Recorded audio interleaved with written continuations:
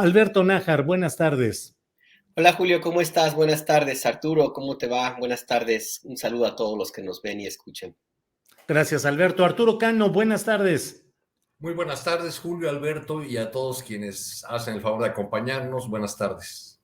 Ya está por ahí, veo también a Daniela Pastrana, no sé si ya está lista, pero si está, ya la saludamos. Daniela, buenas tardes. Hola, ¿qué tal, Julio? Hola, Arturo. Hola, Beto. Qué gusto verlos por acá. Gracias. Les propongo que iniciemos pues con el tema más actual y más polémico que estamos viviendo, que es el relacionado con la marcha de ayer, el 8M, el Día Internacional de la Mujer, lo que ahí se vivió, todo lo que, pues los preparativos, los vaticinios de que sería una de las marchas más violentas, los señalamientos tanto de Martí Batres, secretario de Gobierno, con quien, por cierto, vamos a hablar terminando esta mesa. Tenemos una entrevista con Martí Batres, pero bueno, finalmente, ¿qué sucedió? Arturo Cano, ¿tú qué viste ayer? ¿Cuál es tu lectura de lo sucedido ayer? Pues vi una gran participación.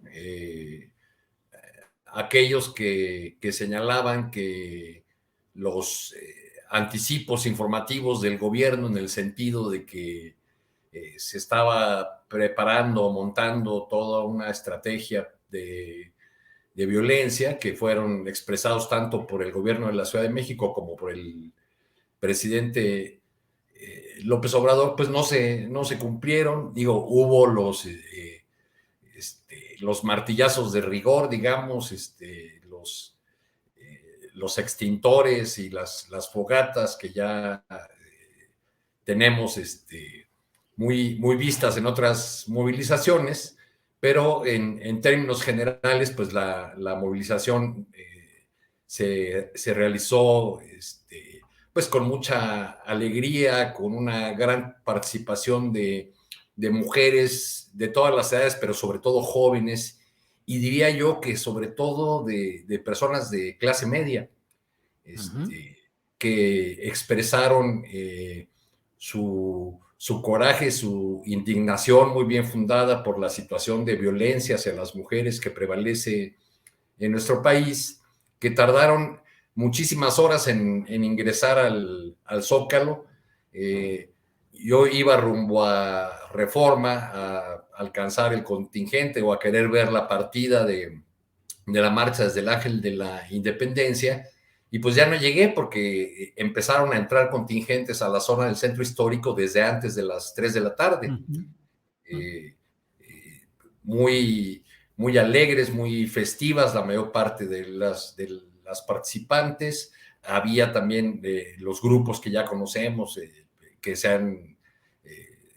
hemos dado en llamarles los de bloque negro, aunque tengan distintas denominaciones, que participaban alrededor de algunos de los contingentes, iban al frente y a los costados, y al mismo tiempo que avanzaba la marcha, pues se lanzaban contra las protecciones que habían sido colocadas en algunos edificios, y cada que lograban derribar alguna de esas protecciones, pues aquello era celebrado. Una cosa que me llamó la atención fue que no observé reclamos por parte seguramente los hubo, pero a mí no me tocaron, de las manifestantes hacia las que ejercen la violencia. Antes, al contrario, lo que vi fue que mientras algunas muchachas se lanzaban con sus martillos contra las protecciones de madera de algunos comercios, las que iban vestidas de civil, por así decirlo, porque todas las otras iban de negro,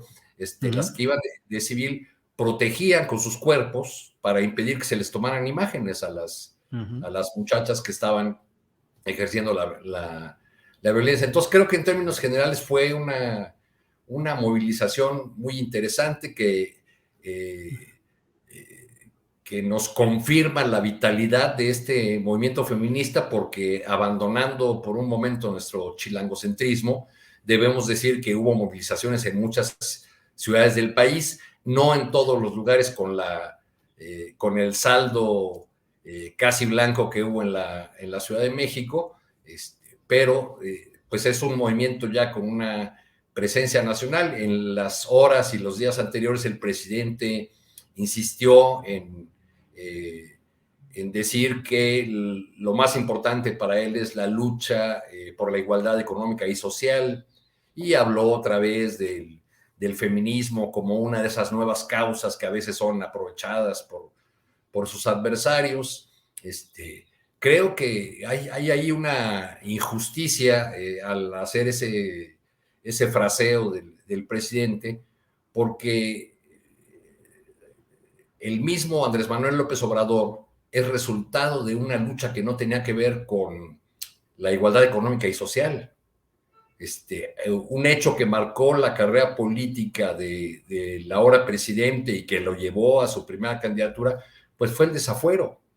Y la movilización por el desafuero no fue una movilización por la igualdad económica y social, fue una movilización social en defensa de la legalidad y en torno a un dirigente que quería ser excluido de mala manera desde el poder de la contienda política, a quien le querían ser arrebatados sus derechos políticos.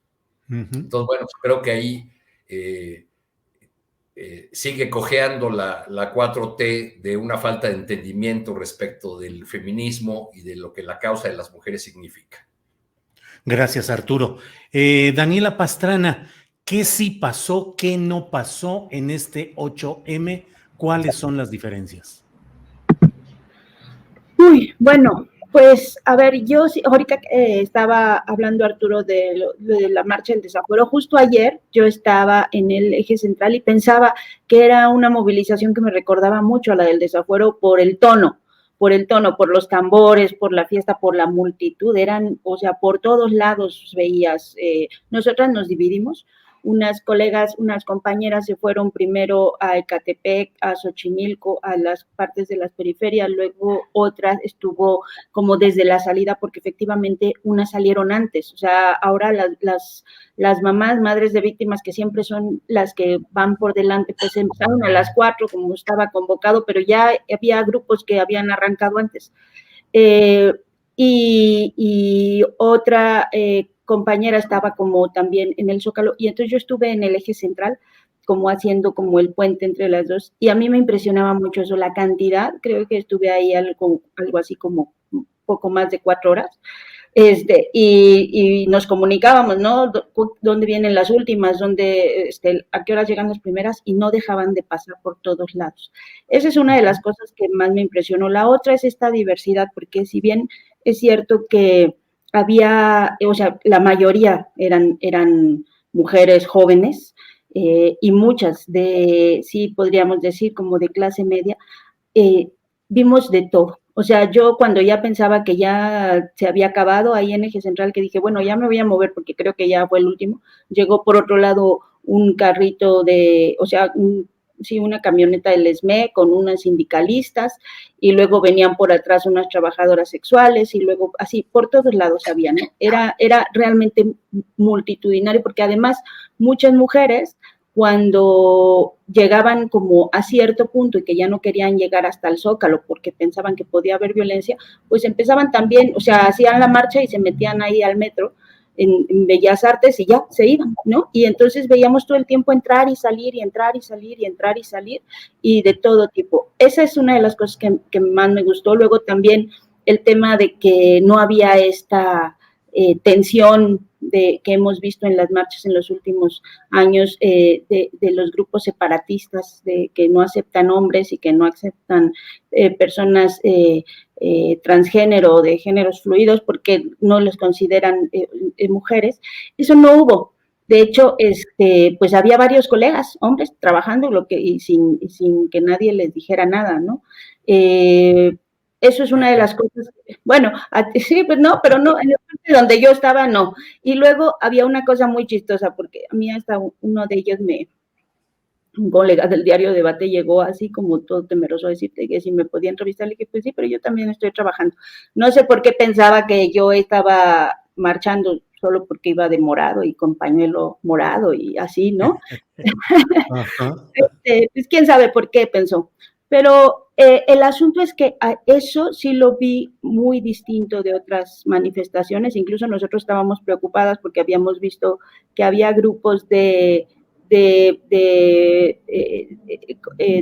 personas trans que ya habían manifestado que iban a ir y que podía ser eso un motivo de problemas, y no los hubo. Sí había y sí hubo pues mucho, de pronto de pronto había miedo ahí cuando en el eje central pues se hace un embudo, ¿no? Porque por un lado están los campamentos Triqui y por otro lado pues ahí en Correos pues estaba toda esta valla gigante que pusieron y entonces se hace un embudo. Entonces eso no daba mucha visibilidad a quienes venían marchando y entonces entraban y cualquier cosa que de pronto asustaba, que si hay, que hay incendios o que alguien se cayó o que alguien pasó, pues regresaban corriendo, ¿no? Y todo el mundo se asustaba, pero era bonito porque como en el sismo pasaba a veces cuando de pronto alzaban toda la mano y decían, no tenemos miedo y ya, y se paraba tantito el asunto y volvían a seguir marchando. Eso fue muy bonito. Y por lo demás, pues ahorita teníamos una gran discusión en el equipo de pie de página sobre la actuación del gobierno de la Ciudad de México y si este asunto de lo de las flores o de las policías fue manipulado o no fue manipulado. Yo creo que hay que decir que hizo un buen trabajo el gobierno de la Ciudad de México al desarticular, digamos, las pequeñas bombas que podía haber habido, y lo hicieron desde días previos, o sea, desde mucho antes. Hubo un foro, un encuentro de activistas con periodistas que moderó la presidenta de la Comisión de Derechos Humanos de la Ciudad de México hace unos días, y estuvieron trabajando en eso, estuvieron trabajando con eso, y yo creo que no hay, o sea, que no estaría bien no reconocer esa parte, si bien no podemos decir que pues que no hubo problemas, solo fue por eso, ¿no? No hubo problemas porque hubo una enorme cantidad de mujeres que salimos con un ánimo de protestar, pero pues de protestar así, como fue la protesta. Bien, Daniela, muchas gracias. Alberto Nájar, creo que la movilización y la causa de las mujeres ganó porque hubo mayor visibilidad, porque fue una marcha pacífica a pesar de estas expresiones focalizadas de violencia. Pero te pregunto respecto a la batalla por la narrativa política. Un segmento dice, ganaron las mujeres que se impusieron al miedo que trató de inducir el gobierno federal y el gobierno de la Ciudad de México. Es decir, ganamos los contrarios al obradorismo, que le demostramos que fuimos capaces de salir abundantemente y bla, bla, pues esta narrativa. Y del otro lado, una narrativa que dice, ganó una nueva manera del gobierno federal y el capitalino de administrar, de gestionar las manifestaciones, y hay una nueva visión en cuanto a este tipo de cosas. ¿Quién crees que gana más allá de la lucha en sí de las mujeres, Alberto? Mira, pues yo creo que evidentemente que ganó el movimiento de mujeres, porque más allá de las interpretaciones políticas y también, por supuesto, de los intentos de manipulación que hubo de ambos lados, o sea, tanto de personajes vinculados a la 4T como también aquellos que resultan feministas de nuevo cuño, como es personajes de la derecha, pues el movimiento de mujeres volvió a salir a las calles, rompió de nuevo muchos de los esquemas y estereotipos que se le habían planteado. En el caso de Ciudad de México, por ejemplo, esta advertencia de que iba a haber violencia, inclusive el presidente López Obrador, que al momento de decir, me parece que no fue lo más conveniente, pero bueno, de decir que recibieron noticias de que se organizaba algo grande, algo choncho, que se habían armado de mazos, de marros, etcétera. Pues me parece que el movimiento de mujeres mantuvo su propia esencia, salió a las calles, manifestó las expresiones que me parece que son las que tendremos que destacar de este país, que es profundamente violento en contra de las mujeres. Yo sí digo que es un país feminicida, aunque ya me han criticado por decir eso, pero pues es la realidad, ¿no? Entonces, a mí me parece que inclusive esta situación de cómo se dio la marcha en la Ciudad de México el día de ayer, también logró imponer de una u otra forma a los medios de comunicación corporativos, sobre todo la televisión, pues ese mismo ritmo, porque no encontraron muchos elementos para regodearse con la violencia que en otros procesos, en otras manifestaciones ha ocurrido. Y entonces ahí también hubo una cierta ganancia por la forma como se dio esta cobertura.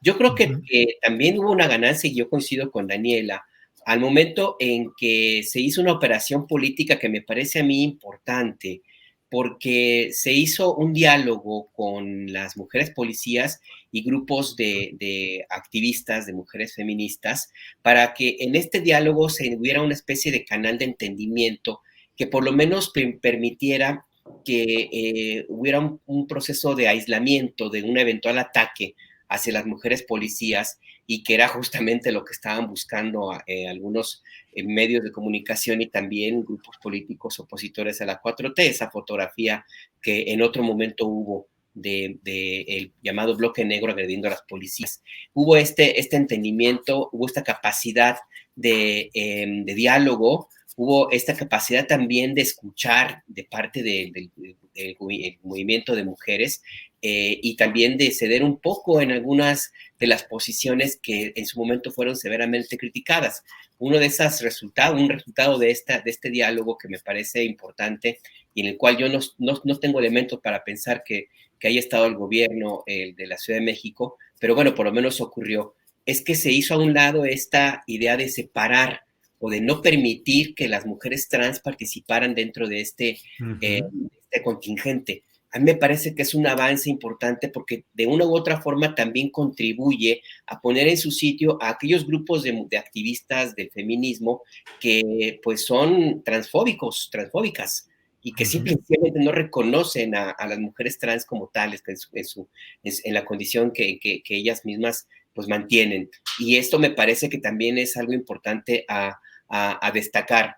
Y más allá de eso, pues a mí me parece que el saldo es positivo, la narrativa al final del día, que yo creo que ahí sí es la ganancia que se impuso, es que estamos hablando justamente de la forma pacífica como se llevó a cabo, que hubo espacio para recordar cuál es la razón central por la cual hay estos movimientos de protestas, que es un país violento, que es una estructura de gobierno profundamente patriarcal y por momentos misógina, y hay también hubo espacio, ha habido también lugar para que se escuche pues las propuestas de solución, las propuestas que tendrían que haber, y la sensibilidad que puede generar en la sociedad, pues para tratar de también quitar los prejuicios que hay en torno a el movimiento feminista, tratar de verlo con otras ópticas, analizar las violencias personales,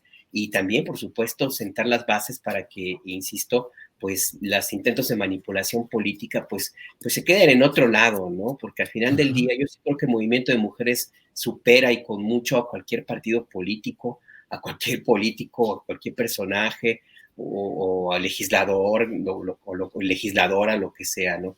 Entonces yo creo que sí hubo ahí esta posibilidad de diálogo que me parece importante, ojalá se preserve, ojalá que siga, y pues hasta ahí. Es cuanto, señor Julio Hernández. Es cuanto. Muy bien, Alberto Nájar, muchas gracias. Arturo Cano, pues otro de los temas actualitos es el de Alejandro Gertz Manero, las filtraciones de audios, y hoy una entrevista que dio en Radio Fórmula Ciro Gómez Leiva, en la cual dice, entre otras cosas, que no pasa por su cabeza renunciar y que todo lo que está viviendo es parte de una extorsión mediática, y que lo que hay pues son intereses que se ven afectados por la acción de la FGR y que están reaccionando. ¿Cómo ves todo este culebrón, como dirían los españoles, el culebrón Gertz Manero? Pues primero, para ser un fiscal tan discreto en los casos que lleva y en las soluciones que el país espera a los asuntos que tiene encomendados, más que discreto diríamos, pues a la hora de defenderse se vuelve muy estridente, ¿no? Es algo paradójico, un tanto contradictorio. Creo que aquí el presidente de la República, a quien tanto gusta decir que la política es optar entre inconvenientes, al parecer va a tener que optar entre alguno de los inconvenientes. ¿Y cuál es el inconveniente menor? el fiscal de 82 años, Alejandro Gertz Manero, o aquel ex consejero jurídico que alguna vez llamó hermano el presidente, porque pues ahí lo que estamos viendo es un choque, digamos, en las épocas de estudiante maoísta decíamos contradicciones en el seno del pueblo. Aquí estamos hablando de contradicciones en el seno de la 4T, que habrá que ver cómo se resuelven. Ya el solo hecho de que se haya filtrado este audio, de que el presidente haya salido a hacer una defensa del fiscal, nos da una idea de cuál es el inconveniente por el que va a optar el presidente, y es esta defensa del fiscal, que por sí misma da lugar a un montón de especulaciones. Nada más empieza uno a escuchar los chismes políticos o los corrillos en WhatsApp o en las columnas, y ya se está hablando de por qué no se toca al fiscal, porque trae investigaciones sobre personajes del entorno presidencial en la 4T, o de que si Monreal lo cita en el Senado es la antesala de su salida, y que así como en otras áreas hemos tenido la llegada de militares porque son la única solución honesta a algunos problemas, pues ya estaría pensando incluso en que de las filas verdes viniera un nuevo fiscal. Y en fin, da lugar a una gran cantidad de especulaciones que lo que hacen es afectar uno de los ejes de la narrativa de este sexenio, que es el eje de la lucha contra la corrupción y del fin a la impunidad. Gracias, Arturo. Daniela Pastrana, dije culebrón y algunos internautas preguntan a qué me refiero. Así se le dice en España y en general se refiere, aquí lo estoy leyendo en su descripción, dice telenovela que consta de gran cantidad de episodios a lo largo de los cuales se establecen intensas relaciones sentimentales de carácter melodramático entre los diferentes personajes. Y bueno, pues el caso de Alejandro Gertz tiene todo, me parece, Daniela, intensas relaciones sentimentales, el hermano fallecido, la cuñada de entonces acusada, la hija en la cárcel, señalamientos, paraísos fiscales, de todo hay en este asunto, espionaje, el hermano del ocupante del poder o hermano entre comillas, acusado o señalado o en el chisme también. ¿Cómo ves pues este culebrón de Gertz Manero, Daniela? Sí, vaya que tiene todos los elementos para una buena serie, ¿eh? Y para una buena novela. Pero fíjate que a mí lo que más me sorprende y realmente me inquieta es que o sea, que el fiscal pueda ser espiado de ese modo que parece tan fácil, ¿no? Tan simple. Porque, pues vamos, o sea, si así pueden tener acceso a su información, pues qué tipo de seguridad tienen las investigaciones que pueda estar llevando en otros casos. Eso es lo que realmente me ha impresionado más de esto, porque cuando yo escuché los audios, pensaba que ese tipo de conversaciones son comunes entre abogados e incluso que se hace lobby, que se dialoga con los jueces, que cuando preguntan que cómo puede tener como acceso a la sentencia, ese tipo de cosas los abogados lo tienen. O sea, eso es común en ese medio. Lo que obviamente hace la diferencia es que en este caso se trata del fiscal general de la nación y que tiene todos los casos más delicados. Entonces, él no debería, en principio, tener este tipo de conversaciones porque tendría que mantenerse al margen, ¿no? Porque es el fiscal, no porque no es un caso o es un abogado. Ahí creo que el presidente pierde de vista el asunto de que no es un litigio como el que podamos tener cualquiera, porque pues es un funcionario que tiene mucho poder. Pero realmente lo que me inquieta es que pueda tener o que se pueda tener tan fácil acceso a una persona que yo pensaría que debe tener muchos sistemas de seguridad para justamente todos los casos que son más complejos y que son complejos que está llevando y que no tendría que ser tan fácil intervenir sus comunicaciones, ¿no? Entonces, eso es una de las cosas que más me ha preocupado de toda esta historia. Eso es lo que quisiera saber en el siguiente capítulo de esta serie. Bien, Daniela, gracias. Alberto Nájar, ¿qué capítulos crees que esperan? ¿Habrá castigo para el hermano, entre comillas, hermano político del presidente? ¿Caerá el fiscal? ¿Se fortalecerá? ¿Qué otros casos estarán en entredicho? En fin, ¿cómo ves todo este asunto de Gertz y sus episodios de telenovela política, Alberto Nájar? Mira, yo creo que no debemos olvidar que el presidente López Obrador es un animal político y es profundamente pragmático. Y yo sí creo que ya se hizo un análisis de lo que puede ocurrir, un balance entre el costo-beneficio de impulsar la destitución del fiscal Gertz Manero, y hasta ahora, hasta este momento, yo no creo que la decisión sea pues que se le pida, se le mande el mensaje de que sea mejor que se vaya, porque el costo sería profundamente alto, ¿no? No me refiero a lo que de pronto dice el presidente López Obrador, donde menciona que el fondo del asunto es que hay gente, hay personajes que tienen miedo del trabajo que está realizando el fiscal Gertz. Y no creo que sea ese el tema central, porque hay que preguntarse cuál trabajo ha hecho el fiscal.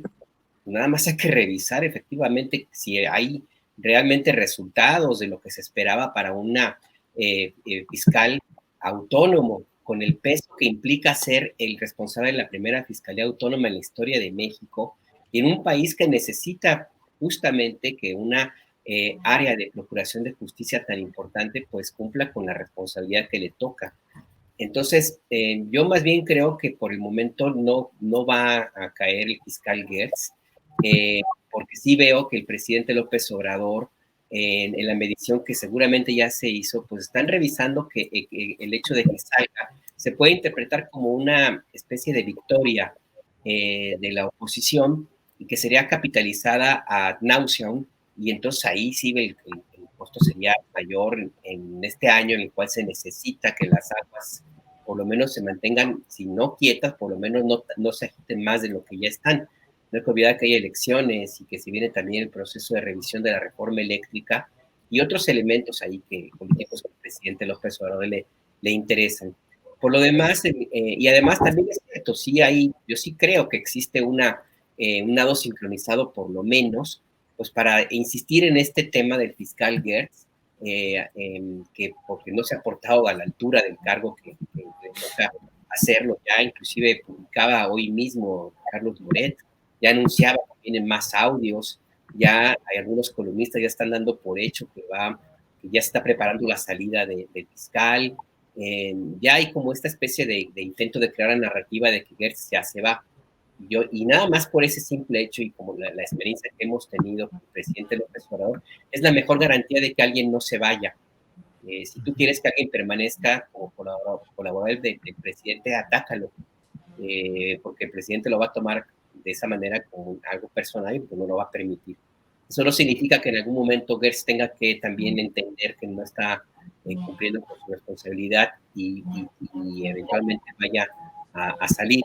Conociendo al personaje con lo que se ha visto de él públicamente, pues yo creo que esto puede tardar un buen rato. Aquí el tema es que tendría que haber, y con esto concluyo, Julio, pues tendría que haber una revisión de ese no trabajo que ha hecho este fiscal Gertz, y recordar pues que está elegido por lo menos para otros 6 años, por lo menos otros 9 años. Entonces, si realmente se quiere hacer un cambio, una transformación en el sistema de procuración podrido, sistema de procuración de justicia que existe en México, pues el fiscal Gertz no me parece que sea el personaje adecuado para encabezar un movimiento de esta naturaleza. Que se vaya, sí, a lo mejor no ahora, pero eventualmente en algún momento tendrá que irse. Bien, gracias Alberto Nájar. Arturo Cano, Hace algunas semanas parecía poco probable ver una escena como la que se ha producido hoy con la visita del ministro de Relaciones Exteriores de España en fotografía con el secretario mexicano, Marcelo Ebrard, y además pues con las palabras diplomáticas de que las relaciones México-España son, no pueden tener algún tipo de ruptura, que sigue adelante. ¿Qué habrá cambiado? Y al mismo tiempo, bueno, eso lo podemos dejar para luego, lo del nombramiento del nuevo embajador, ya la aprobación legislativa a favor de Quirino Ordaz Coppel para ser embajador de México en España. Pero, ¿qué habrá cambiado, Arturo, para que ahora lo que antes parecía la pausa que declaró el propio presidente de la República en la relación con España, ahora es acercamiento, al menos escénicamente explícito?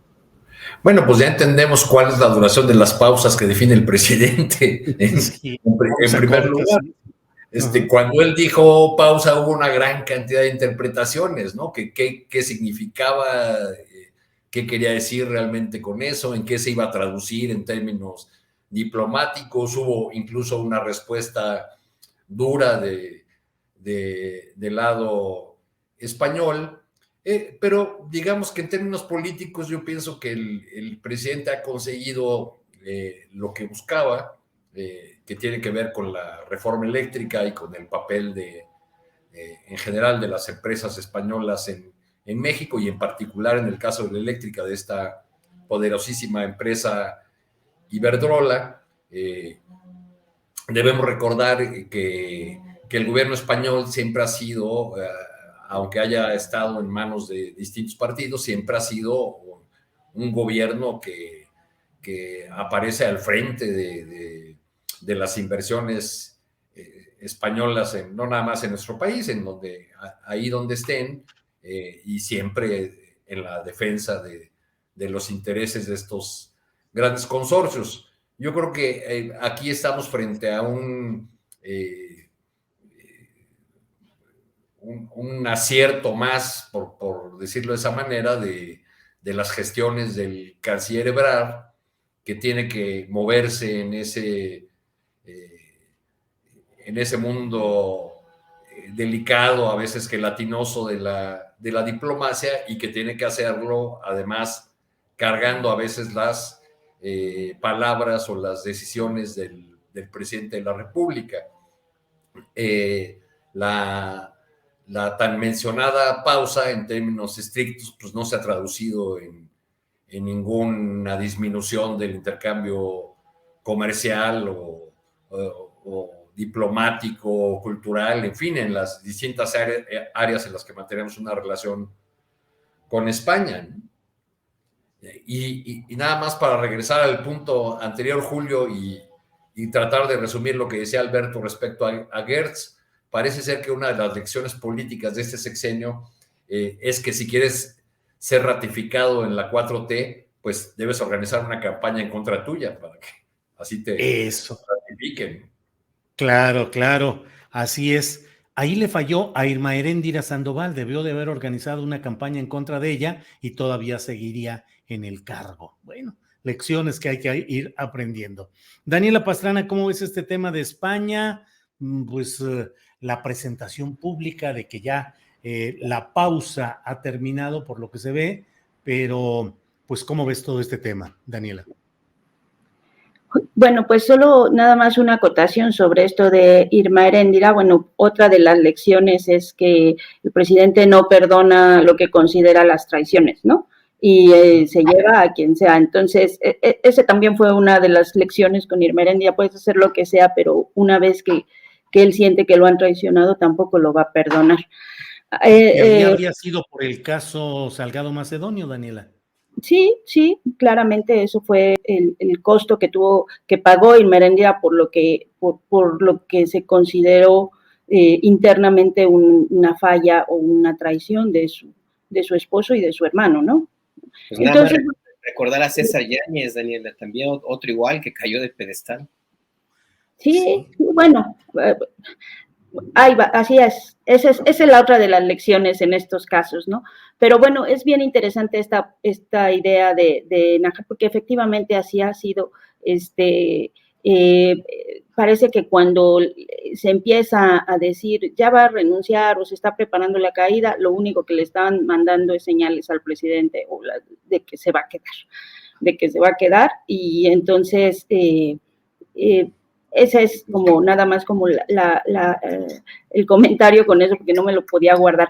En esto de España y de la embajada, fíjate que yo también desde hace tiempo lo comenté, esto de la pausa, pues no hubo nunca pausa, y coincido con Arturo en que es un buen trabajo el que ha tenido que hacer el canciller Marcelo Ebrard para ir sacando las cosas y cubriendo el desconcierto que pueden tener algunas personas por las expresiones del presidente, porque pues justamente la diplomacia es un mundo en el que todo mundo tiene que, o sea, todos trabajan con pinzas lo que se dice, ¿no? Las palabras, el cuidado, y el presidente que tenemos pues no es precisamente el más cuidadoso con el uso del lenguaje y con las expresiones que tiene. Entonces, yo creo que a veces al canciller le debe costar un poquito de trabajo, pero hasta ahora lo ha sacado muy bien.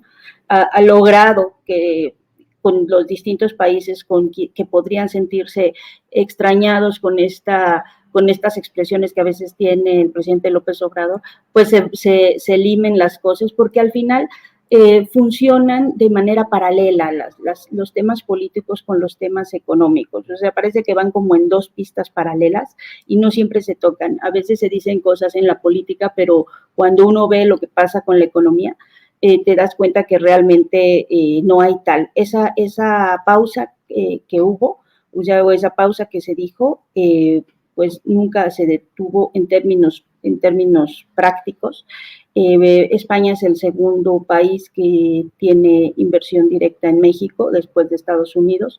Así ha sido desde el inicio, desde hace años, y así fue incluso cuando, no sé si ustedes recuerden, al inicio de esta administración también con el tema polémico de la carta en la que les pidió que pues ofrecieran disculpas al pueblo mexicano por la colonia, pero al mismo tiempo pues el presidente de España pues fue el primer mandatario que vino a México a una gira de trabajo ya cuando López Obrador estaba en el cargo. O sea, esas dos cosas siempre van como de la mano. Hay una cosa que va en el discurso y hay otra que son las relaciones, digamos que la política real y las relaciones comerciales reales pues siempre pesan, ¿no?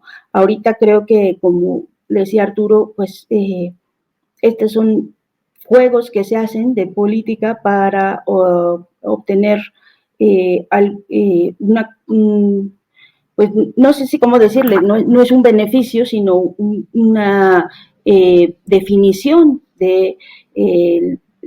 pues básicamente también del PRI y de otros partidos en torno a lo que sí considera prioritario, que es la reforma eléctrica, y pues ahí estamos viendo los juegos, ¿no? Ahí estamos viendo esto del nombramiento de algunos embajadores que pueden parecernos increíbles, porque pues porque no podemos tener buenos recuerdos de sus gobiernos, y que van como embajadores, pero pues que es dentro de este juego de obtener pragmáticamente ganancias para lo que sí le parece prioritario, que es la reforma eléctrica. Gracias, Daniela. Alberto Nájar, ¿cómo ves este tema? De pronto estamos ya de nuevo en luna de miel con España, aunque también España convulsa su política interna con mucho movimiento, el partido de ultraderecha Vox avanzando, mientras el PP, el Partido Popular, sigue ahí enredado con problemas de corrupción. Fíjate lo que son las cosas. Ahora, quien se propone para ser el nuevo presidente del PP es este personaje cuyo segundo apellido es Feijóo, Alberto Núñez Feijóo, presidente de la Junta de Galicia, pero que fue alguien muy involucrado en todo el proceso de los astilleros que construyó Pemex allá, aquellos floteles, hoteles flotantes y toda aquella historia. Él fue uno de los principales promotores, anfitriones de las delegaciones en las cuales en aquellos momentos se incorporaba Juan Camilo Muriño, nacido en Madrid, que había sido secretario de Gobernación, con Felipe Calderón. Pero bueno, todo esto es mucho choro, porque lo que te quiero preguntar es, ¿cómo ves pues este momento actual de luna de miel o nada más apariencia México-España? Alberto, por favor. Yo no creo que estemos en luna de miel, ¿eh? Yo creo que más bien la visita del canciller, entiendo que fue invitado por Marcelo Ebrard, que forma parte de estos juegos, como bien dicen Daniela y Arturo, juegos diplomáticos que así funcionan en todo el mundo. El pegar con la mano derecha y negociar con la mano izquierda, porque ciertamente la relación entre México y España pues es profunda, es entrañable, no solamente en términos económicos, sino en términos sociales, culturales, educativos, de solidaridad también. No somos pocos quienes de una u otra forma tuvimos en algún momento contacto con maestros españoles y otros exiliados, pues chilenos, argentinos, a los que México dio refugio en algún momento. Entonces, a mí me parece que esto es algo natural en dos países que tienen este tipo de vínculos y que valoran las enseñanzas de la historia. En los momentos durísimos del rompimiento de las relaciones entre México y España con la ascensión de Francisco Franco al poder en los años 40, y cuando había inclusive aquí enviados de Franco para espiar y tratar de asesinar a republicanos españoles radicados aquí, y que les salió el tiro por la culata, porque resulta que un grupo de extremistas de la República pues asesinaron al espía. Inclusive en esos momentos en los cuales la situación era política, discursivamente muy tensa, con críticas del gobierno en turno, de tanto de Cárdenas como después de Miguel Alemán hacia España, había negociaciones por lo oscurito. Se inauguró inclusive un vuelo, que no había vuelos directos de México hacia Madrid. Ocurrió justamente en la época más fría del rompimiento entre ambos países, sin contar con todo lo demás que hemos visto pues en los años después, décadas posteriores. Así es que pues yo creo que esto que vemos ahora mismo es consecuencia de esta situación, de este manejo diplomático. ¿Va a cambiar la posición de López Obrador? No, yo creo que no. Yo creo que el presidente se mantiene en su posición. Yo creo que el mensaje ya lo envió. Yo creo que también lo entendieron en España, donde, como bien dices, pues no las ven, tampoco tienen un mar de tranquilidad allá en términos políticos. Y el mensaje que se envía también, pues cae como anillo al dedo, para parafrasear al presidente López Obrador, justo porque uno de los temas centrales de la pausa, pues, diplomática, tiene que ver con la voracidad de las empresas generadoras de energía, y que ahora mismo en España están metidas en una posición bastante difícil por la forma como operan y el encarecimiento durísimo de las tarifas de energía eléctrica en España. Así es que por ese lado, pues también hay alguna cierta ganancia de rebote, si tú quieres, Julio, para México, para el presidente López Obrador. Y también, y con esto cierro, pues también cuando existen dentro de la vida política, el debate político en España, pues críticas en torno a las influencias que tienen personajes del Partido Popular, del PSOE y de la Casa Real, inclusive, de España, influencias y tráfico que han utilizado su posición para beneficiar a las empresas que están ahora en la picota, que son las generadoras de energía. Y nada más recordar que lo que dice el presidente López Obrador es muy cierto. Desde presidentes de España, como fue José María Aznar, hasta el propio rey Juan Carlos, la han hecho de coyotes. Han venido a México a hacer ese trabajo y a abogar por empresas tanto de turismo como las generadoras de energía. No hay que olvidar que el rey Juan Carlos recibió un billetotote de parte de un empresario que luego fue sometido a un juicio judicial, un proceso judicial, vivía en Londres, y hasta allá lo fueron a encarcelar, y el rey Juan Carlos pues, fue acusado de haber recibido un enorme soborno por haber utilizado su nombre y su posición para negociar con el gobierno de Vicente Fox la instalación de un consorcio hotelero en México. Así es que pues yo creo que, insisto, coincido, es parte de la diplomacia, así se las juegan, y no creo que haya todavía luna de miel. Entonces, como venganza, les mandamos a Quirino Ordaz, Alberto, por las cosas que ha hecho el rey. Pues no lo dudes, ¿eh? No lo dudes, aunque si fuera alguna cosa de venganza, pues no sé, yo creo que habría que mandarles a este personaje, ¿cómo se llama? Cuadri. Es Julio, además, el segundo Ordaz que representa a México en España. Claro. Hubo otro, un tal Díaz Ordaz. Efímero, estuvo poco tiempo Gustavo Díaz Ordaz como embajador de México en España. A ver cuánto dura este otro Ordaz. ¿Cómo ves lo de Quirino, Arturo Cano? ¿Qué representa? ¿Qué significa? ¿Es un digno representante de México ante España? Y por otra parte, algo que yo siempre me pregunto, ¿por qué enviar de diplomáticos a exservidores públicos que podrían estar esperando a que se procesen acusaciones o señalamientos por malos manejos, corrupción, acusaciones que hubiera de su propio mandato? Pero, ¿qué opinas de Quirino, pues, Arturo Cano? Pues yo no puedo olvidar el rostro y la expresión que hizo el ahora gobernador de Sinaloa, Rubén Rocha, cuando escuchó que Quirino iba de embajador a España, ¿no? Que fue casi un brinco ahí en el video. Creo que la primera pregunta que tendríamos que hacernos es ¿por qué hicieron gobernador a Quirino Ordaz? El PRI, yo recuerdo haber preguntado eso en las redes sociales, dirigiéndome a los priistas de Sinaloa. Oigan, ¿alguien conoce los méritos de Quirino Ordaz para ser gobernador? Allá lo describen pues como un empresario hotelero muy menor, y lo que se cuenta en Sinaloa es que, para decirlo con palabras suaves, pues hizo un gobierno mediocre. Lo que habría que recordar en este caso y otros de nombramientos del presidente López Obrador es que los opositores que ahora son tan críticos con López Obrador por algunos de los nombramientos y por ofrecer estas zanahorias a gobernadores que se van y que dejan algunas cuentas pendientes, algunos de ellos incluso señalamientos muy directos por quienes ahora ocupan esos cargos, como en el caso de Sonora. Pues el tema es que en el pasado pues hicieron lo mismo, enviar a esos personajes, a esos cartuchos quemados de la política a refugiarse o a vivir un exilio, una suerte de exilio dorado, ¿no? Bueno, Fidel Herrera, el folclórico gobernador de Veracruz, fue cónsul en Barcelona solamente para hablar de otro agravio a España.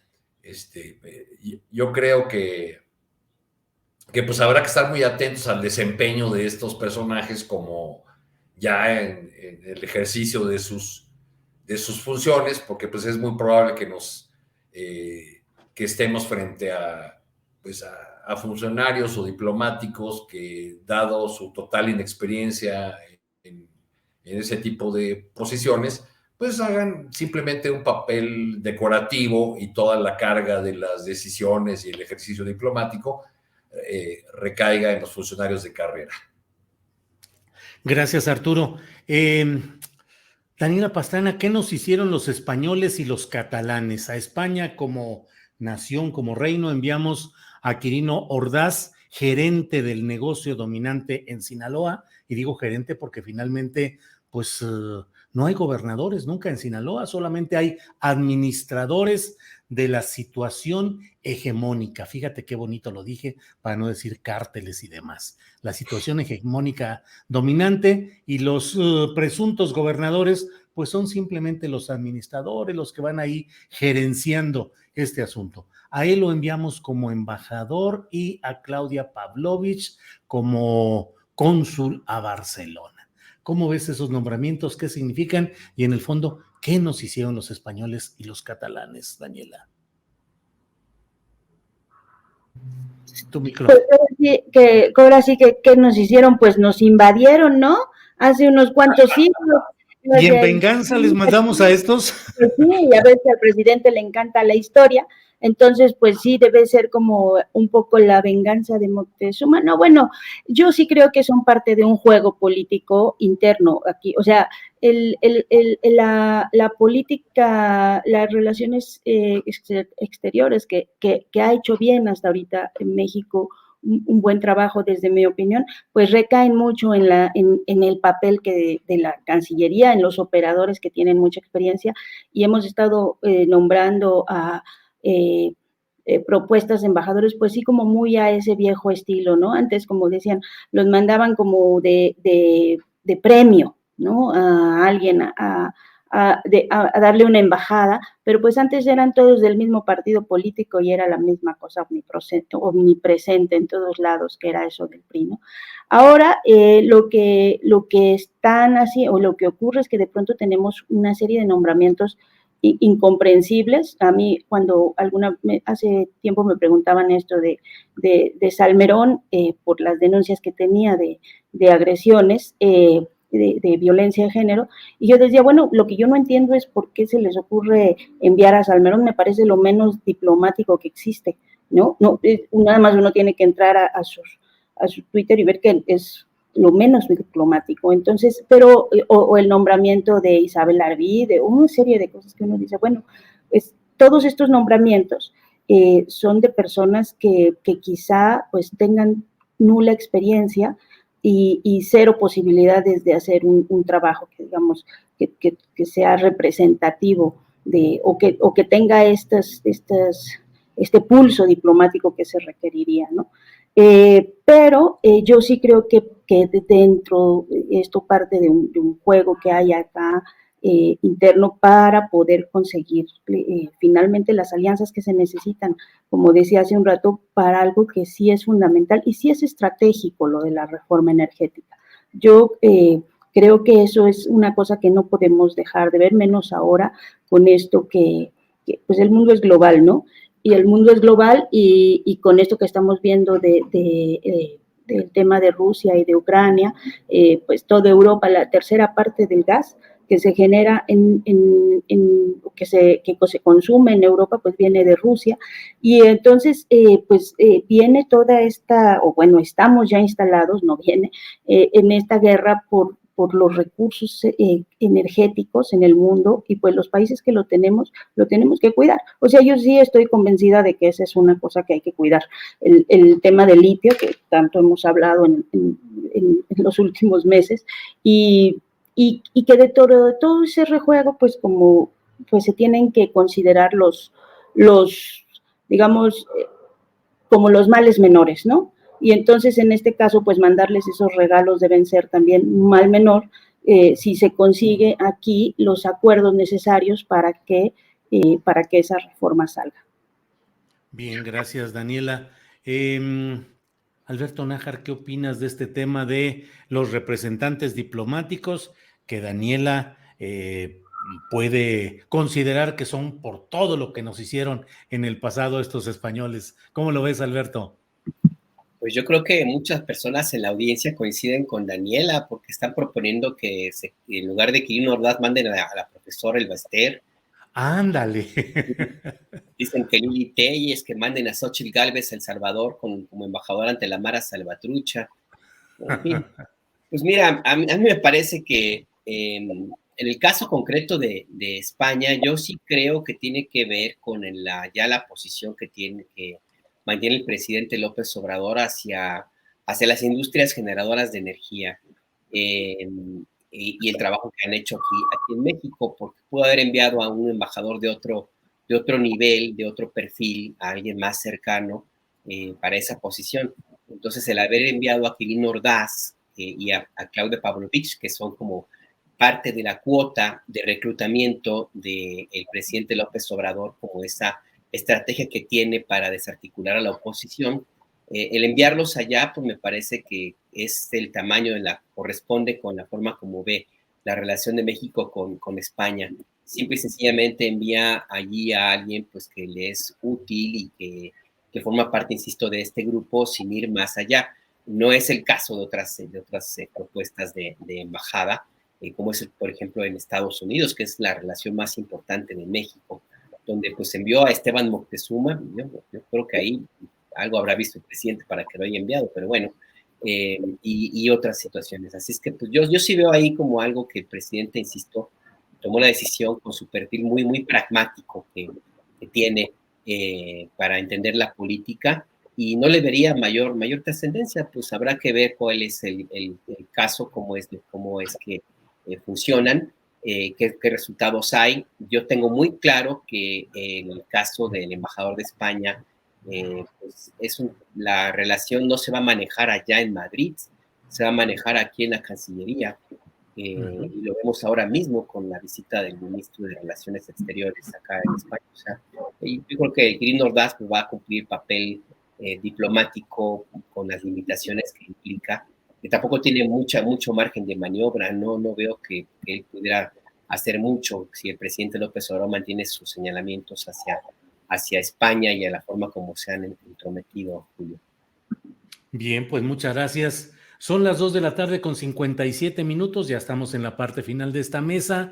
Les recuerdo que enseguida estará aquí Martí Batres, el secretario de Gobierno de la Ciudad de México, para platicar sobre el saldo de esta marcha, y le vamos a preguntar qué se hizo, qué no se hizo y qué pasará con las siguientes marchas, que no solo sea flor de un día lo que se hizo para evitar que hubiera la violencia de ciertos segmentos. Y enseguida de Martí Batres, vamos a hablar con el reportero del Sol de México, Rivelino Rueda, sobre un reportaje que ha publicado hoy esta organización editorial mexicana. Hijo de Scherer, de Julio Scherer, gana contratos con información privilegiada. Y luego tendremos la información más relevante del día con Adriana Buentello. Así es que no se vayan. Y bueno, Arturo, nos queda espacio para un minutito y medio. Bueno, respecto a cualquier postrecito, lo que quieras agregar, cualquier asunto, por favor, Arturo. Pues yo nada más quisiera volver al tema de la marcha del 8 de marzo para decir que fallaron también quienes quisieron montarse en el movimiento, y algunos insisten en seguir haciendo el ridículo. Vi hace un rato un tuit de Jesús Ortega Martínez, uno de los dirigentes de lo que queda del PRD, reproduciendo una imagen que creo que lleva como 2 años circulando, de unas muchachas que fueron detenidas y la están bajando en una agencia del Ministerio Público, y él lo presenta como de dónde vienen las provocadoras, de dónde vienen las infiltradas del mismo gobierno, bla, bla. Bueno, pues esos intentos ridículos fallaron, sobre todo por la vitalidad y la amplitud de un movimiento que por esas mismas características pues es muy difícil que alguien pudiera tripularlo, ¿no? Bien, gracias, Arturo. Daniela Pastrana, postrecito, lo que quieras, reflexión, invitación, comentario, lo que tú desees, por favor. Sí, pues yo también quiero dejar un comentario final sobre la marcha. Yo creo que tuvo una potencia que a mí me alegra mucho, obviamente, porque pues es parte de los derechos que reivindicamos, y que creo que hay que escuchar muy atentamente y que no perder de vista, dentro de todas estas cosas, el reclamo que hay en esa marcha, lo que está de fondo de esa marcha, que es un tema no resuelto, que es dentro de los temas incluso de seguridad, de cuando se dan los informes de seguridad, de pronto dicen, bueno, donde no hemos podido tampoco es en el tema de los feminicidios, de la violencia de género, y que eso es al final lo que no se debe perder de la discusión, más allá de si hubo o no violencia, si hubo cualquier cosa que podamos decir, el tema de fondo de lo que mueve y de lo que motiva a todos estos movimientos de mujeres es una violencia que no se ha resuelto y que tenemos que seguir insistiendo en que es una cosa que nos lacera profundamente en la sociedad. Entonces, para mí esa es como la reflexión final del día de ayer. Gracias, Daniela. Alberto Nájar, para cerrar esta mesa, por favor, postrecito, tu reflexión final. Mira, a propósito mensaje, o lo que quieras. Vale, no, a propósito de lo que comentan Arturo y Daniela sobre el 8 de marzo, Anoche la cantante Sasha Sokol dio a conocer en un hilo de tweets una revelación fuerte, dura del abuso que sufrió hace 33 años por un productor muy afamado que se llama Luis de Llano. Véanlo, ahí está todo lo que ella mencionó, y me parece a mí pertinente traerlo a colación porque Luis de Llano fue protegido durante mucho tiempo por el grupo que dirige Televisa y no es el único. En Televisa, en las televisoras, en Televisa, en TV Azteca y en otras empresas, se ha normalizado este tipo de abusos como condición para que tú puedas tener una oportunidad en el mundo del espectáculo como mujer. Y esto es algo tan normalizado y de lo que tampoco se habla, que perdemos de vista que justamente esa forma de pensar se refleja en la pantalla.